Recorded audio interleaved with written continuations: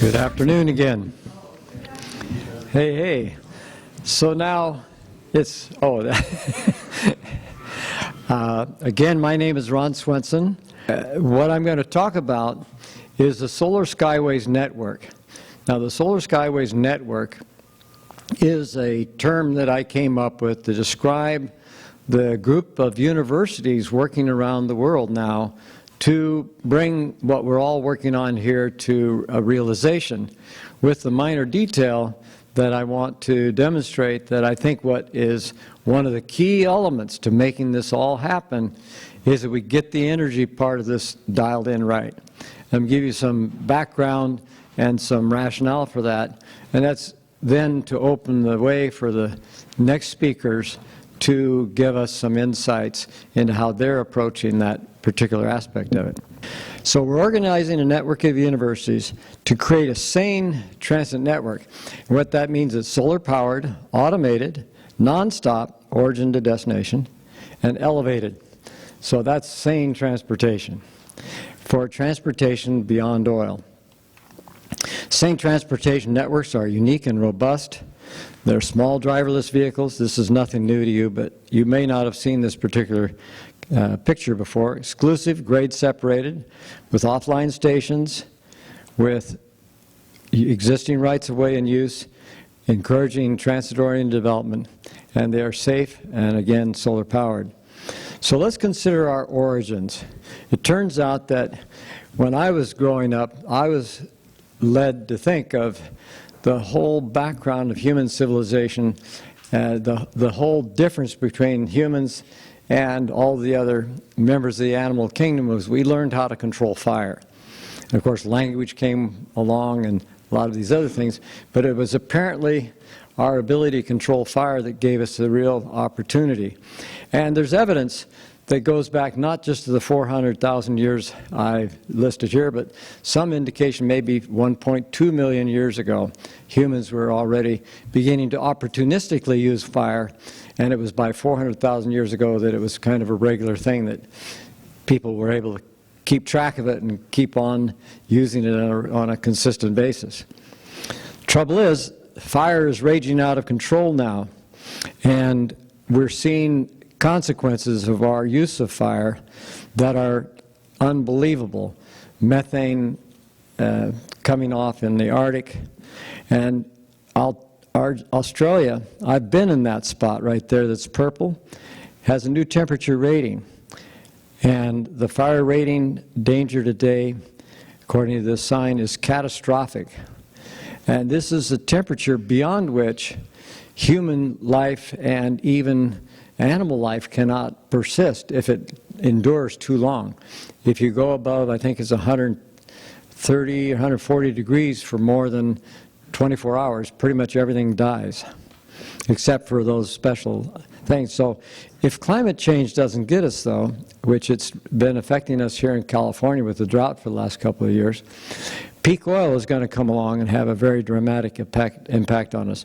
And the idea of an oil glut is a Wall Street fiction that is just describing in a roundabout way and in a manipulative way the fact that we're on a big race to the bottom of the barrel. We're scraping the bottom of the barrel and celebrating that, which makes no sense. So knowing this, where would you build Podcars? Well, let's take a look at the Arab Spring. Do you know what Arab Spring was? And do you know what Syria is all about?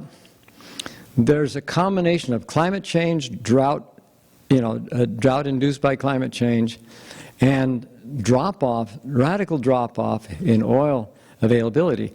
Now, at the time Mubarak was kicked out in Egypt, and when all those riots were taking place in Cairo, happened to coincide with this curve here. You'll never read about this in the papers. You will not find out about this talking to the poli-sci professors. I talked to one international specialist, and I asked him some energy questions about Egypt. He was completely clueless about the energy picture in Egypt. This is the picture that what's going on right now, yes, there are still more oil being produced, but more and more of that oil is being gobbled up by the countries that produce it. And when they hit this point, things go bad. 2003, for example, was when Indonesia hit this point. And you remember the riots that took place in Indonesia back in those, generally in those days. So we have rising consumption, disappearing exports, and countries which therefore are going to be looking for a form of transportation that's not based on oil. And I think there's where you're going to find some opportunity. Oil dominates transportation energy in the United States. 87% of our transportation energy is coming from oil. But if you look at the picture, after oil is extracted, the process diminishes and diminishes and diminishes the oil that you have, and then you go one step further and stick it in a fuel-based engine. Oh my God. So take the tail end of that picture, you get about 20% out there, and now you take this 87% of the fuel and you push it out the exhaust pipe, because the internal combustion engine is a net of about 13% efficient.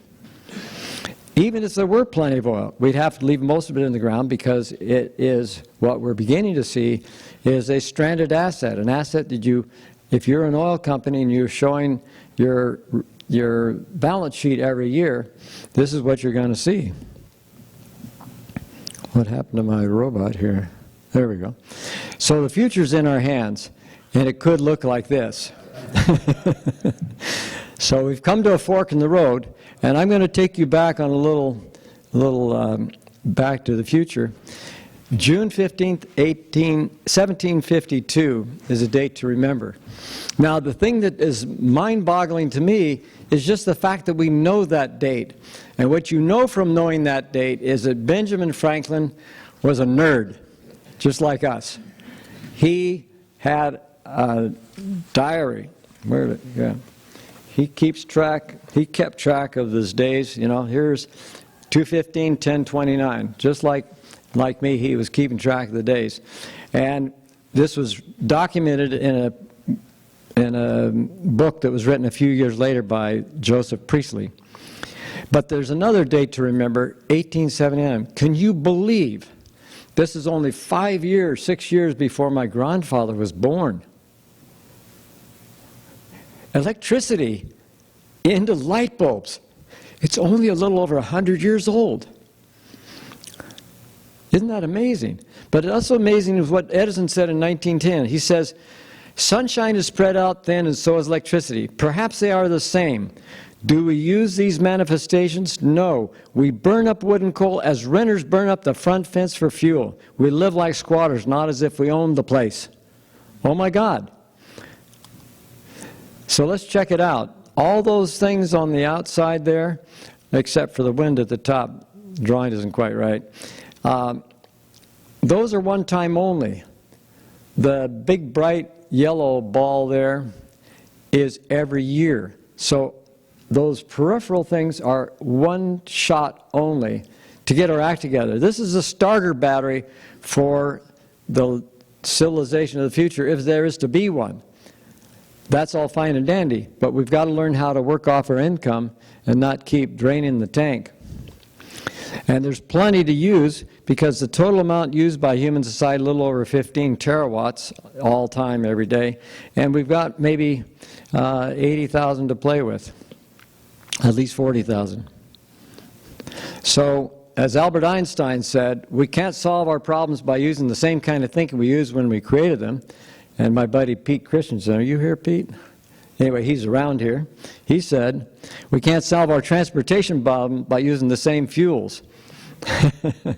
So I started on this quest back even before this picture here, but in 1992, as Doug Malowicki mentioned earlier, I was in Mexico building a solar race car with a group of students. Pardon? That's me in the front there, yeah, in the Levi jacket. And the nice hairdo you saw. All right. So Tonatiuh was inspired me to create the Solar Skyways Challenge when I finally realized, talking to Doug in 2006, oh my God, if you took an ATN guideway and compared that to a solar race car, which, by the way, in those days when I raced, it was 2 meters by 6 meters. And the race organizers completely freaked out when they realized that the cars were going way too fast. So they cut the solar panel in half. And they're already working their way back up to the kinds of speeds they had back when I was racing, almost 90 kilometers an hour. So if you look at this with a 2 meter by 3 meter, if I build a Podcar beam and I put a 2 meter wide solar system on it, I've got 17 times more than these cars that ran across Australia, going lickety-split, averaging 90 kilometers an hour, and getting clear across from Darwin to Adelaide in 4 days. Can you believe that? So if you look at biofuels, how wide would that lane of traffic be? It turns out that in order to do that with biofuels, managing one lane of traffic with the assumptions I laid out there, you'd need a plantation that's 8 kilometers wide. If you did the same thing with Podcars and it were solar powered, it would be 80 meters. Wait, oh, it's 5 meters wide. There we go. Isn't that something? I mean, we have the potential to radically change this. And I've seen some good work done up until now, but we've got to reach higher. We've got to reach a point where we're putting out a lot more efficient and lightweight, as Mike was saying earlier, Podcar systems that are just unarguably superior. So one interesting thing I found is that if you look at typical trip patterns, it is not what you think. It's not a camel like this where everybody goes to work and then they stay at work, because in the middle of the day there's a lot of people working in the transportation mode. There's people going to lunch, there's people shopping, there's UPS trucks delivering things, there's freight. And so this is more what the pattern of traffic looks like in a day. And if you compare that to the sunshine, all you have to do is store a little bit and take it off into the evening. So if we can take that to work right now, and I'm certainly advocating for wayside pickups, or it's what you sometimes call a third rail, to drive that system home. Is solar possible? Let's start with the tough case. Well, not the North Pole. That has no sun from January to March, as you see there and beyond. But in the red line there is what we found in Uppsala, Sweden. And the students working there on this project with us a couple of years ago found out that it can even deliver 20,000 trips a day average over the year. And you see the drawing on the right there, which indicates that it's not quite enough in the wintertime. But by having all that surplus in the summer, you can maintain the hydroelectric and other forms of storage that you would get from other sources, particularly with grid connected.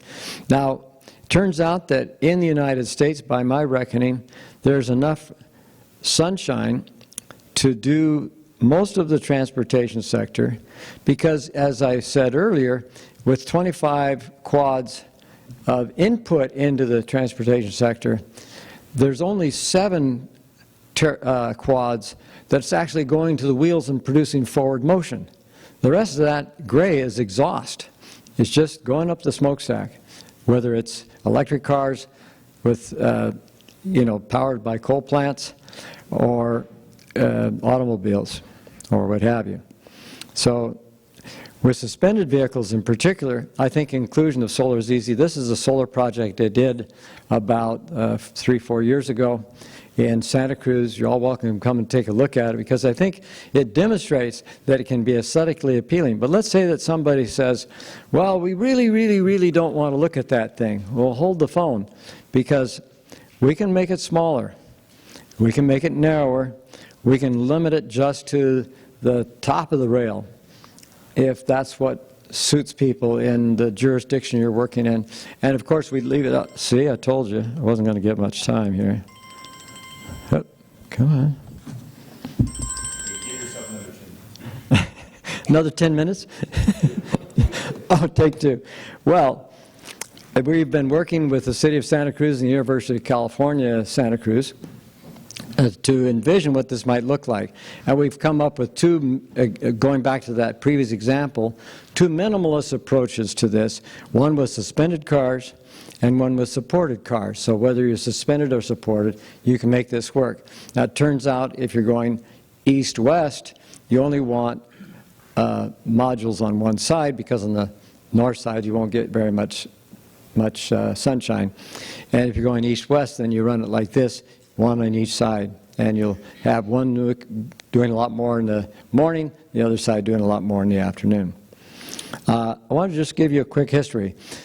J-Pods patented the idea of solar podcars in 2004.